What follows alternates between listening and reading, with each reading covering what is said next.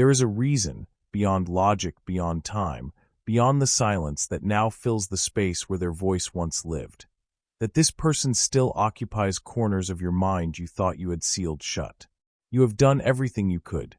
Changed cities, buried yourself in work, filled your calendar until exhaustion became your shield, told yourself 100 times that it's over, that you're fine, that you've moved on. And yet they return. Not loudly, not violently, but softly, persistently, like the tide that ignores the seawall, like a scent that lingers long after the flower has wilted. In dreams, in the quiet between songs, in the way a stranger's laugh echoes theirs, in the way certain words, spoken by others without intent, pull you back into rooms you swore you'd never re-enter. Why does this presence refuse to dissolve? What does it mean truly to keep thinking about someone who no longer walks beside you in the visible world? Carl Jung would not have called this weakness. He would not have labeled it obsession, nor would he have dismissed it as sentimental clinging. To him, the unconscious does not speak in accidents. It does not waste energy. When a figure remains vivid in your inner landscape, when their shadow stretches across your thoughts long after the sun has set on the relationship, it is not because you failed to let go. It is because something within you has not yet been named, not yet been honored, not yet been made whole. This is not necessarily about love that remains. It is not proof that you should reach out, rekindle, reconcile. It is not even about them, not really. It is about what they stirred in you, what they uncovered, what they mirrored, what they forced into the light, whether gently or with violence. Jung understood that relationships are not random collisions of fate. They are psychic events. Each person who enters your life, especially those who leave behind emotional residue, serves a function far deeper than companionship or romance. They are emissaries from your unconscious, sent to reveal what you have not yet seen in yourself. That person who still lives in your thoughts. They may have embodied an archetype you carry within, the wounded healer, the abandoned child, the unattainable ideal, the silent judge. They may have activated a wound you thought had scabbed over, only to discover it was merely covered, not healed. They may have been the catalyst that cracked open a door in your soul, and now, even though they have walked away, the door remains ajar, and the wind still blows through it. The mind does not repeat things without purpose. It circles back not out of dysfunction, but out of necessity. It returns to the same image, the same memory, the same emotional texture because it is trying to complete a process. As long as the lesson remains unintegrated, as long as the experience has not been metabolized into wisdom, the psyche will keep presenting it to you. Jung warned, what you do not bring into consciousness will return to you as fate. It will shape your choices, color your perceptions, distort your future relationships, whisper in your ear when you're trying to sleep. So instead of fighting the thought of them, instead of cursing yourself for still feeling, still remembering, try something radical. Listen. Not with longing, not with regret, but with curiosity. Deep, patient, unflinching curiosity. What part of you did they awaken? What fear did they touch that you didn't even know was there? What desire did they mirror back to you? Perhaps a desire you were too ashamed to admit, even to yourself. Because if you are still thinking about them, it is not they who are calling you. It is a fragment of your own soul, illuminated by their presence, now asking to be reclaimed. You are not broken for this. You are not weak. You are engaged in one of the most profound tasks a human being can undertake, the integration of an experience that altered the architecture of your inner world. Do not punish yourself for the persistence of memory. Thank your psyche for its loyalty, for refusing to let you move forward until you have gathered all the pieces you left behind. We often assume that what binds us to another is love, but Jung knew better. Love is only one thread in the tapestry. Woven alongside it are threads of projection, of unconscious need, of ancestral pattern, of symbolic resonance. We do not love with the heart alone. We love with the entire psyche, and the psyche is a vast, layered terrain filled with histories we have forgotten, desires we have buried, fears we have armored against. When someone steps into your life and touches one of these hidden layers, The impact does not fade when they leave. The echo remains. The imprint endures. Perhaps what you feel is not love at all. Perhaps it is recognition. A resonance between something in them and something in you. Something ancient, something archetypal. Jung spoke of the collective unconscious, that deep reservoir of images and patterns shared by all humanity. When someone activates one of these archetypes within you, the lover, the betrayer, the guide, the destroyer, the connection transcends the personal. It becomes mythic. And myth does not dissolve with time. It lingers. It demands to be understood. That is why, even when you know with your rational mind that it is over, something deeper resists closure. Not because you want them back, but because the symbol they carried has not yet been fully decoded. The role they played in your inner drama has not yet been integrated. Your unconscious is not asking you to rekindle the relationship. It is asking you to complete the inner work that relationship initiated. Maybe in their presence, you became someone you didn't recognize, more alive, more afraid, more open, more guarded. Maybe you sacrificed parts of yourself to keep the peace, to be loved, to avoid abandonment. Maybe you gave away your voice, your boundaries, your truth, believing that love required it. And now, even though they are gone, the echo of that self-abandonment remains. Every time you think of them, your soul is not calling you back to them. It is calling you back to yourself, to the parts you surrendered, to the agreements you made in silence, to the moments you chose survival over authenticity. This is where the real work begins. Not in deleting their number, not in burning old letters, not in forcing yourself to stop thinking about them, but in turning toward the emotional truth they left behind. In asking, what did I lose when I was with them? What did I discover? What did I bury? Who was I truly in that relationship, and who have I become since? Your rational mind may insist it's time to move on, but your unconscious knows growth is not linear. Healing is not tidy. Wisdom does not arrive on schedule. Sometimes the soul needs to circle back, to revisit the wound, not to reopen it, but to finally understand it, to transform it, to alchemize it into something that nourishes rather than drains. Jung called this process individuation, the journey back to the self. Every intense relationship, every heartbreak, every love that marked you is part of this pilgrimage. Not to define you, but to refine you. Not to trap you in the past, but to reveal to you the hidden contours of your own soul. When you remember that person, you are not seeing them. You are seeing yourself, reflected, distorted, illuminated, transformed. Some bonds are not broken by distance. Some presences are not erased by absence. The psychological imprint they left is not a flaw. It is evidence of depth, of significance, of meaning. According to Jung, this imprint is not just the residue of affection or pain. It is the result of a resonance, a meeting between your unconscious and the symbolic role they played in your inner world. You are not stuck because you are weak. You are lingering because your soul still has something to say through this story. Something you could not hear while you were drowning in the emotion of it. When we are in the thick of a relationship, especially one that touches the core of our being, clarity is impossible. Emotion clouds perception. Need distorts judgment. It is only in the aftermath, in the quiet, in the space between heartbeats, that understanding can begin to emerge. And so, thinking of them now is not regression. It is revelation. It is the slow unfurling of wisdom that was planted in you during that time, now ready to bloom. Jung believed that the most significant human encounters are not accidents. They are soul contracts, meetings between deeper selves that recognize each other beneath the surface of personality, beneath the noise of daily life. This is why, even when you try to move on, something within you resists. There is an unresolved message, a lesson encoded in the experience. And that lesson is not hidden in their actions, their words, their reasons for leaving. It is hidden in your response, in what their presence awakened in you, in how their absence reshaped you.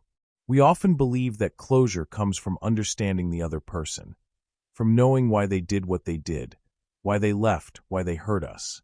But true closure is never dependent on them. It is dependent on you.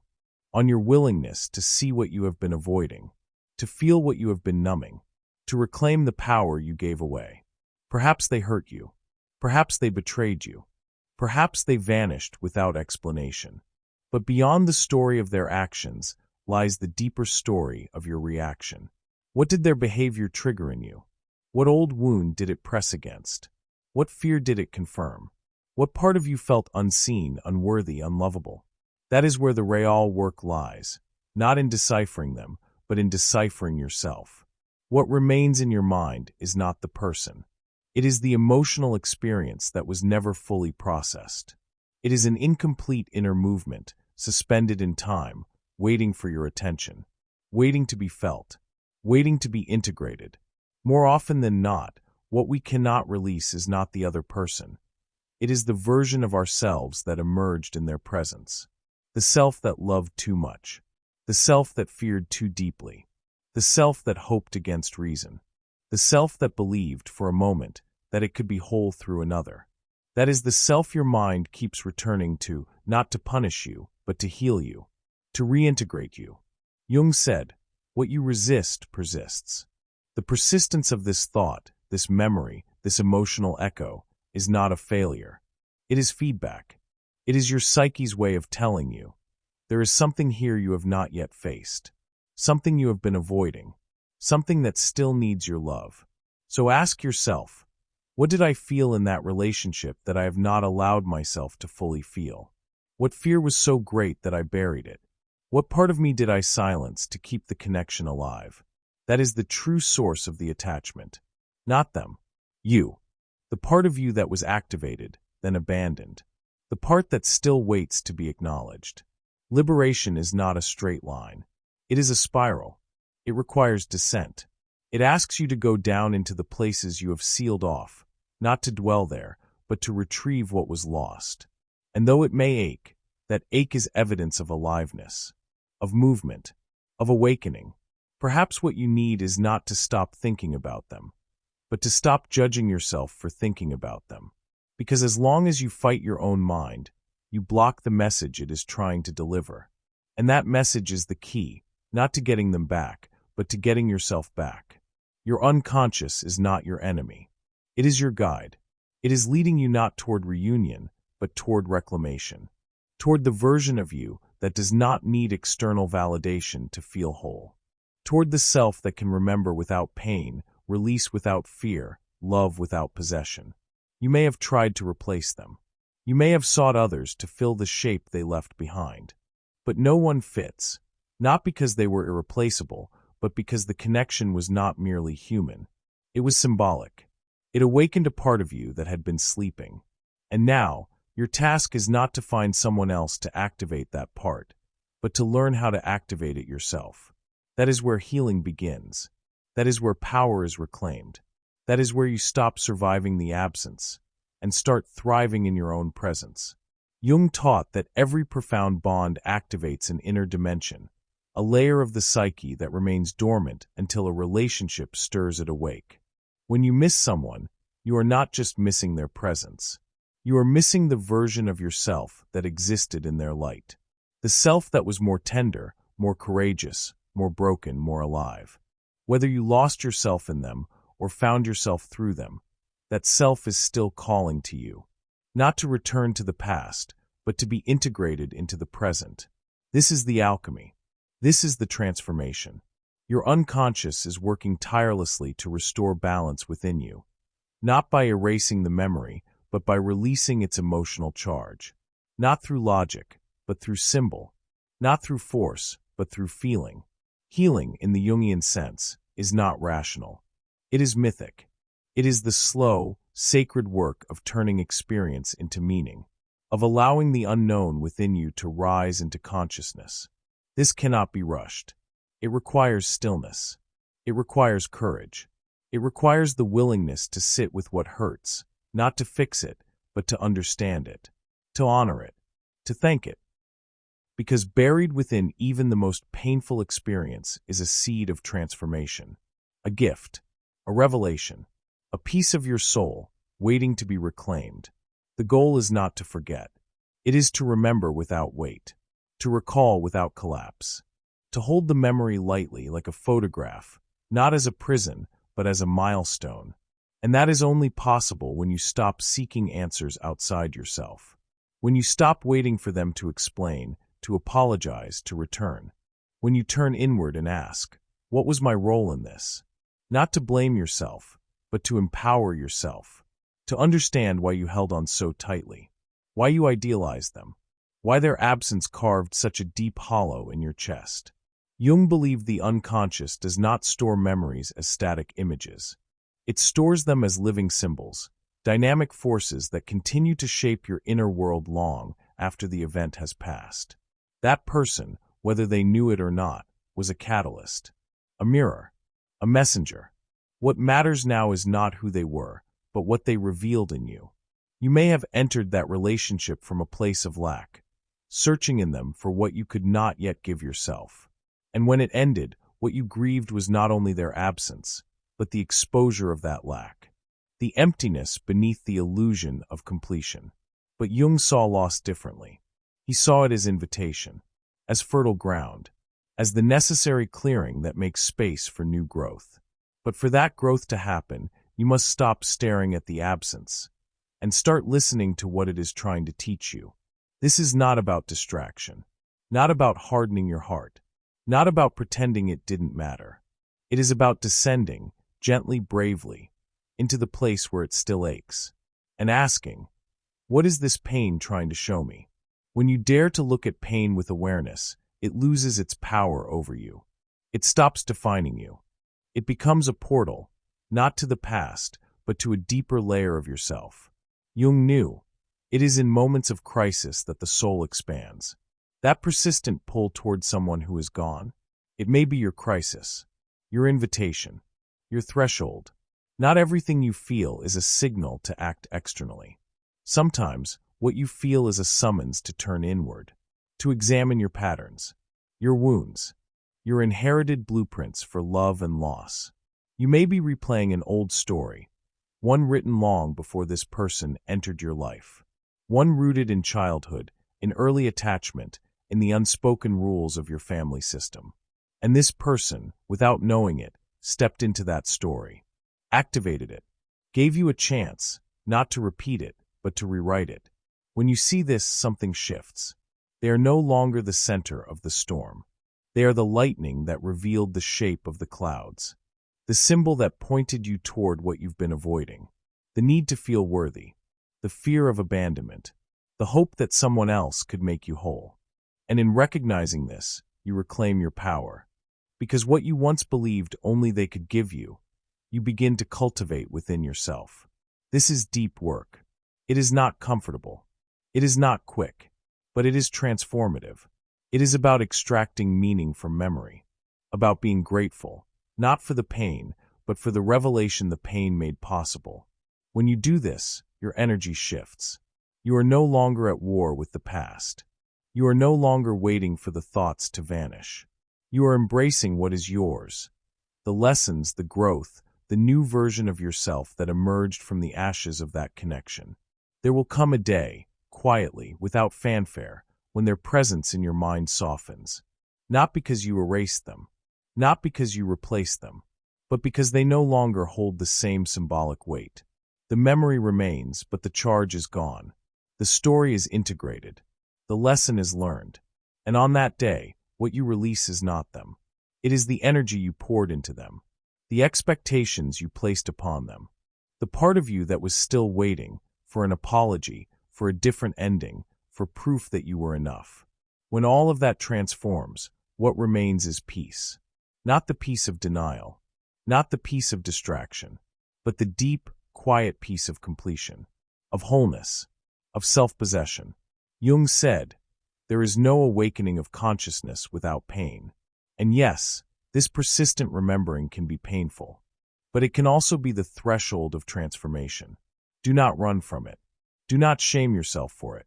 Listen, what is your soul trying to tell you through this echo? What truth is waiting behind the emotion? That truth is not outside you. It has always been within you. You are not alone in this. Countless others are walking this same path, haunted by memories, tangled in unresolved emotion, searching for meaning in the aftermath of love that changed them. If you are hearing this, if these words resonate in your bones, it is because you are ready. Ready to stop fighting the memory. Ready to stop blaming yourself for still feeling. Ready to turn toward the inner work that will set you free. Not through forgetting, but through understanding. Not through rejection, but through radical self-love. That is the closure your soul is asking for. And when you give it, that gift of presence, of compassion, of courageous self-inquiry, not only do you heal yourself, you become a beacon for others. Your journey becomes a map. Your pain becomes a portal. Your awakening becomes an invitation. This is more than content. This is communion. This is a space where depth is honored, where healing is not a destination but a practice, where the work of becoming whole is recognized as the most sacred task we undertake. If this has touched you, if it has stirred something in you, speak it, write it, share it. Your voice matters. Your story matters. Your presence here is not incidental. You are part of a lineage of seekers, of healers, of souls brave enough to face the dark in order to reclaim the light. Leave a comment. Share what this journey has meant to you, not because you should, but because your truth may be the lifeline someone else is reaching for. Your words may be the mirror that helps another see themselves clearly for the first time. This channel exists for this reason, to remind you that your inner work is not selfish. It is revolutionary. That every step you take toward understanding yourself, healing yourself, loving yourself, ripples outward, changing not only your life, but the lives of those around you. Thank you for being here. Thank you for listening, not just with your ears, but with your soul, for daring to feel, for choosing depth over distraction, for honoring the complexity of your own heart. This is your moment. You are living it. And that, right there, is the most powerful thing of all. I'll see you in the next one.